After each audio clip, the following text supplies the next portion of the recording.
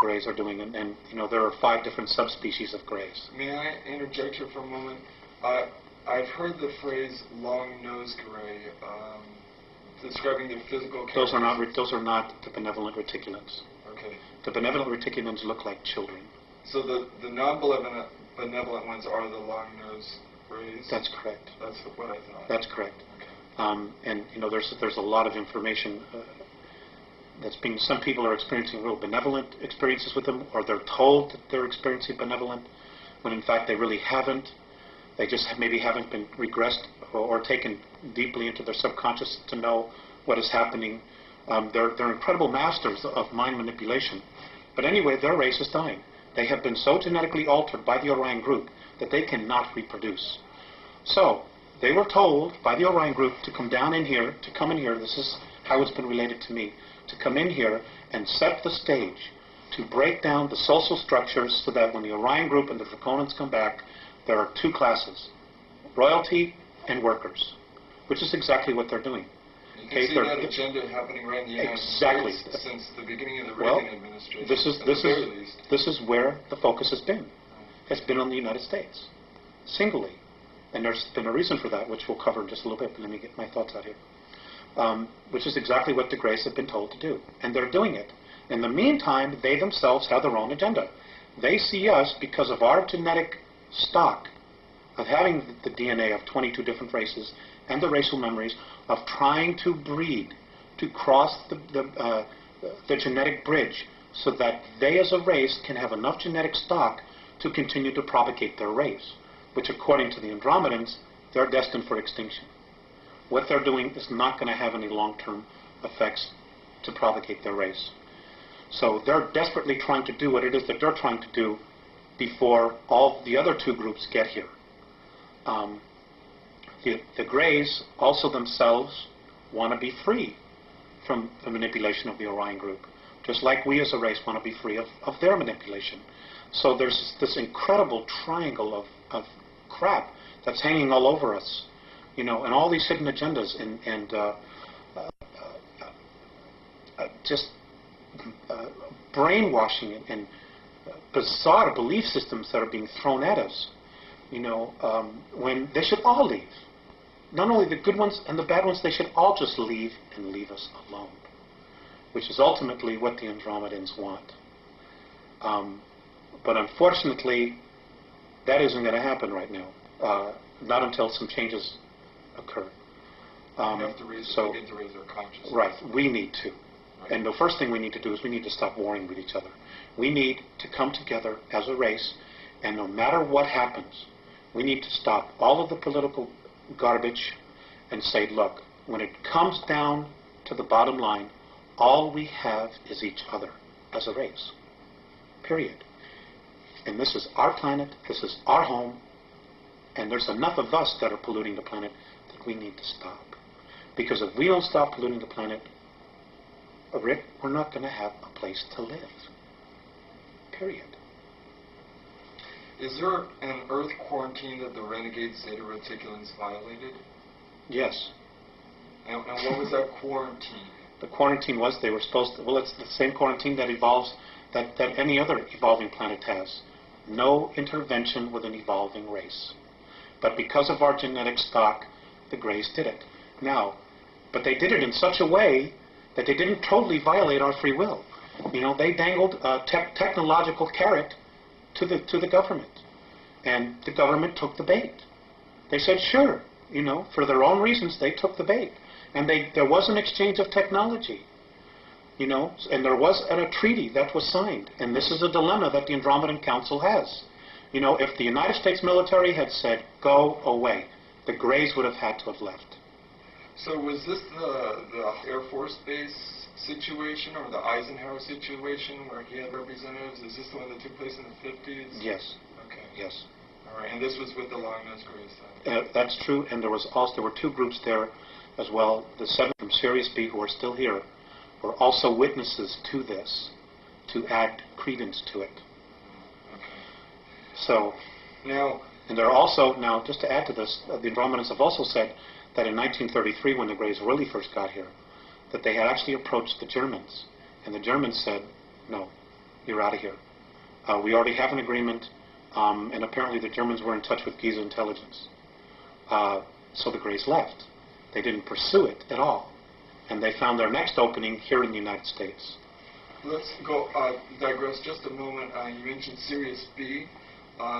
They have a relationship with the Dogon tribes in Africa, correct? Is that correct? Yes, I understand that there is some ancestral genetic connection there.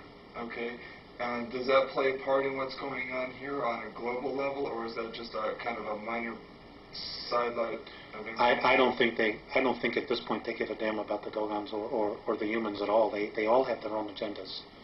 And the fact that the way we're being treated, and the fact that there's like no supportal government supportal information coming out of our government, or any truth that they even want to discuss, like just coming to the people and saying, look folks, we screwed up. We need your help. We need to raise a consciousness and start implementing. The fact that they don't even want to do that, tells you really, where they're at. What I do know about the Syrians is that between Sirius A and Sirius B, there is a civil war going on there. And a lot of that, and there are also 21 other systems. There's war going on in Perseus as we speak. And 21 other star systems are also looking at the potential. And it has to do with the fact that there is now an uplifting of energy in our universe that's occurring. And the two positives, fear and love, are just banging themselves at each other. And the intensity is growing every single moment. And we're just a microcosm of that. Now, as you're disseminating all this information to us, we should look at all this information in the spirit of love, so we don't feed any energy into the spirit of fear. Love is the answer. That's the bottom line. Love is the answer. Love does conquer all. Love does move mountains. It can make the shifts in consciousness, but it starts, number one, with ourselves. So that's even what all this is going on around us, we just need to remember to focus on love. And love of self and love of earth, love of race. That's right. Okay. That's right. Now, when did the Zeta Reticulans begin to create their genetic atrocities? Where did this take place on Earth, and what have the results been? Well, it's occurring everywhere. Much of it is occurring underground. Some of it's occurring in the oceans. Some of it's occurring on the moon. Some of it's occurring on Phobos, the moon of Mars. It's happening in a lot of different places. Is that an artificial moon? Yes, it's absolutely. So's our moon. Our moon's artificial, completely artificial. It was brought here from Ursa Minor, apparently between 11 and 12,000 years ago. For the purpose of? Of being a satellite and a base, which they evacuated some time ago, but it's now being operational again. And I covered this in the series of 8. It came from a star system called Chata. That's for a word. That's the word they use, Chata. And it was the 17th planet out of a solar system that had 21 planets, and it was one of 4 moons. And it was brought here. It is older than the Earth. There are ruins all over it. There are bases underneath it. It's everything that we're told it isn't. So that's a whole unique story unto itself. Okay, now, what are the results of these atrocities, these genetic atrocities been, and are we going to begin to see more of them appearing? Well, the Greys are trying to create a sub-race. That is a blend between human culture, the human race, and their race. A kind of a hybrid.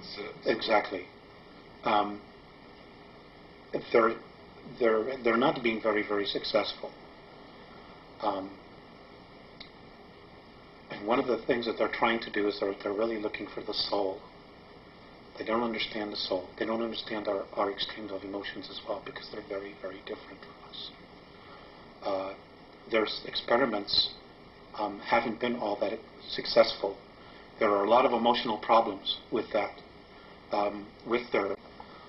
because what really makes a human being is our essence, is the spirit that animates the physical form. Well, there's also another factor, and that is that they actually feed off the energy.